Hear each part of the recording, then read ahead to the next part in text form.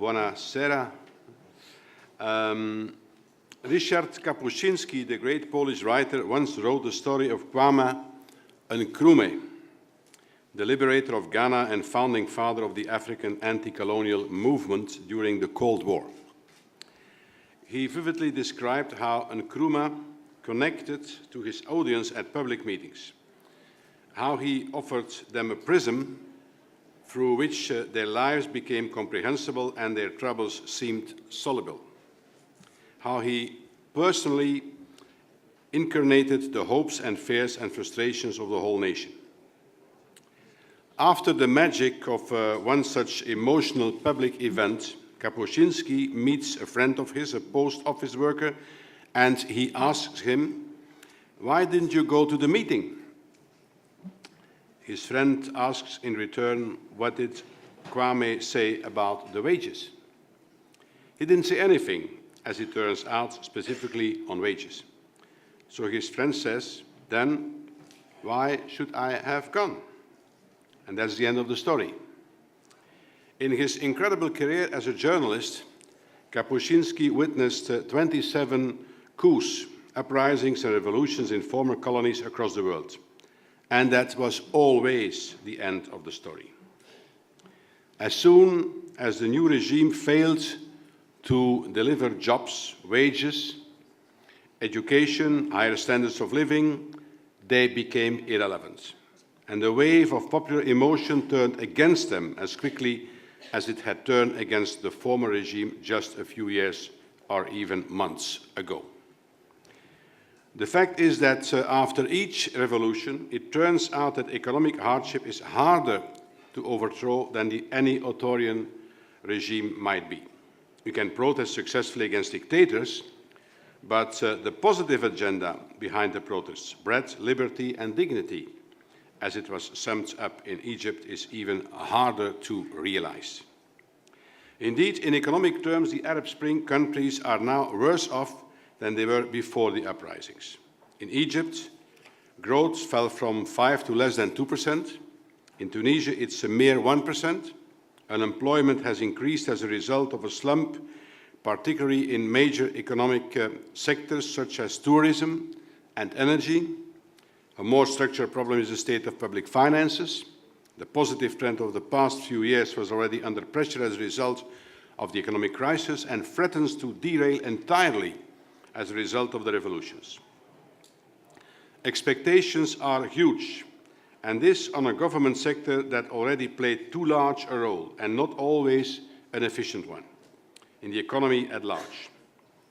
Military expenditure is massive. Subsidy schemes are not properly run or sufficiently focused on the poorest. Public sector wages and debt relief form a big part of government expenditure.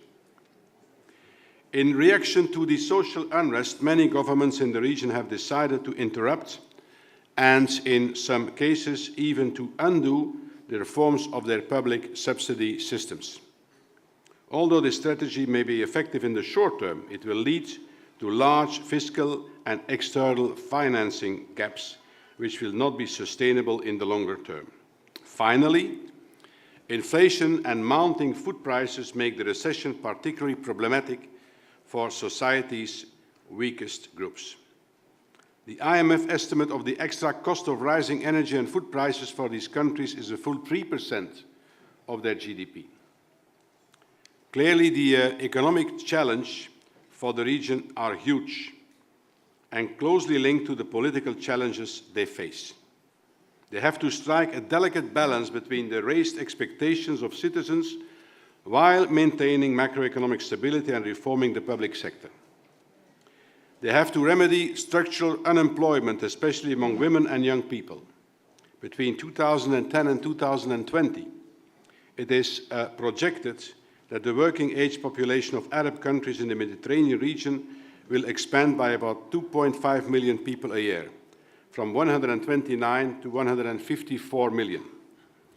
In order to absorb this expansion, employment has to grow by around 3% a year, whereas recorded unemployment rates have been fairly constant at 10 to 13% for the past 2 decades in Egypt, Jordan, Morocco and Tunisia. And to make all this possible, they have to further open the economy to international and intra-regional trade. If I paint a bleak picture, a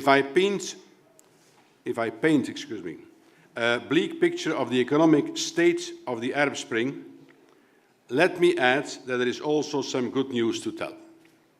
The international community and the EU in particular can, we must, and we do help them in this effort. The Deauville Partnership was launched in the framework of the G8 with those countries engaged in a transition towards free, democratic and tolerant societies, that is to say, Egypt, Jordan, Morocco, Tunisia and Libya. The economic pillar consists of short-term measures, including the possibility of IMF programs, front-loaded support from multilateral development banks, and assistance by bilateral donors. And in the longer run, it entails measures like a joint multilateral development banks action plan to coordinate investments in the region, with a strong role for the European Investment Bank. The extension of the geographic scope of the EBRD mandate and increased action in terms of trade policy.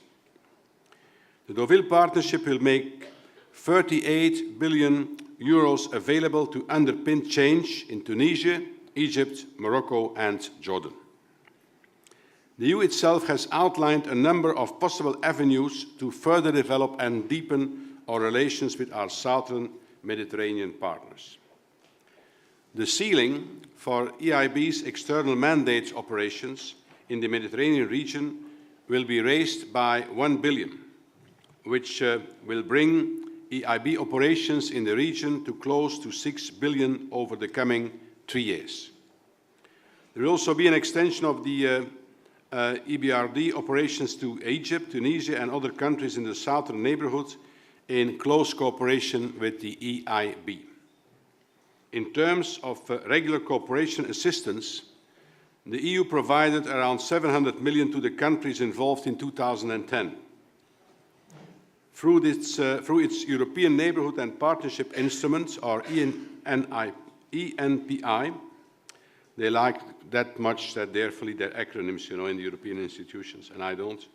The EU will allocate additional financial resources to the tune of 1.24 billion in total.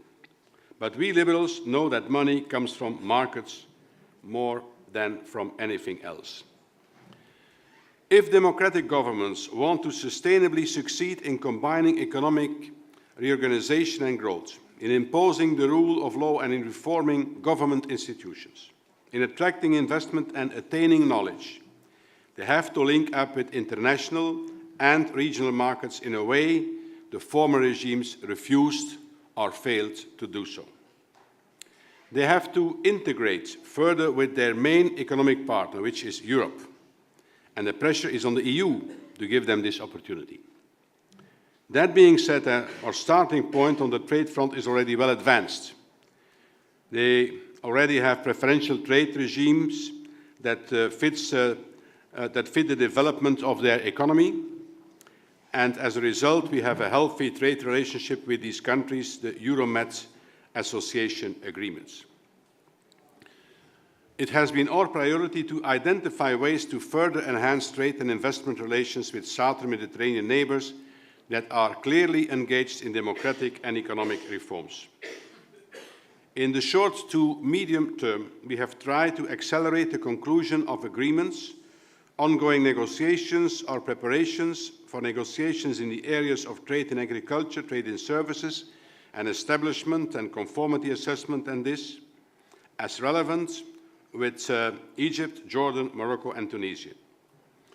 We are also trying to rapidly modernize and simplify pan-Euro-Mediterranean preferential rules of origin, particularly in sectors of importance to southern Mediterranean partners such as textiles.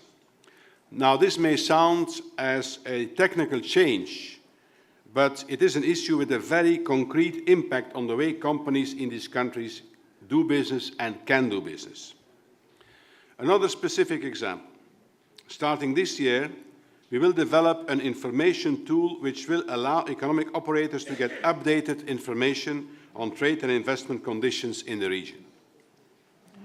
Going beyond existing mandates, we are already to offer a real perspective of closer integration with Europe for those countries engaged in a process of economic and political reform, on the basis of a differentiated and incentive-based approach, what is called the more for more approach. Based on a request from the Council, the Commission has prepared in October negotiating directives to be able to launch negotiations of deep and comprehensive free trade agreements with Egypt, Jordan, Morocco and Tunisia. These should include regulatory convergence in areas that have an impact on trade and investment, but also more generally on economic governance and on the business climate, such as competition, intellectual property rights, public procurement or trade facilitation.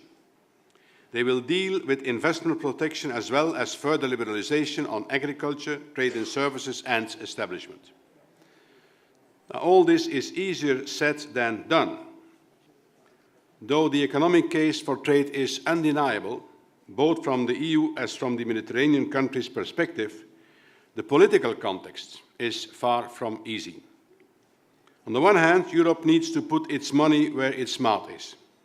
More for more means we have to deliver more, and not everyone is equally willing to do so.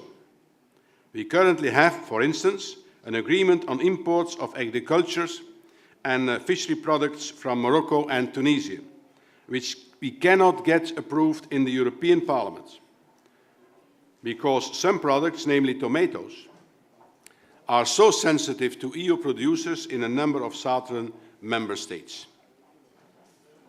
On the other hand, it takes two to tango. The challenges to the newly installed regimes are of such magnitude that their focus is understandably on internal reform rather than on international negotiations. But we can only negotiate full and meaningful improvements to their trade regimes if we have equally committed and prepared partners on the other side of the table.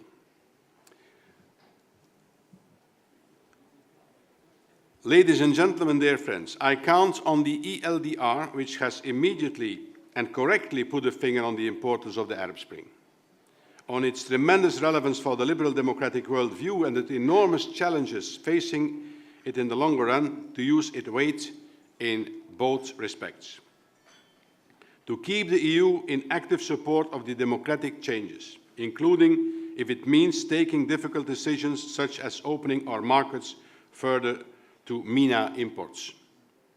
To strengthen the liberal and democratic element in the countries concerned by all means.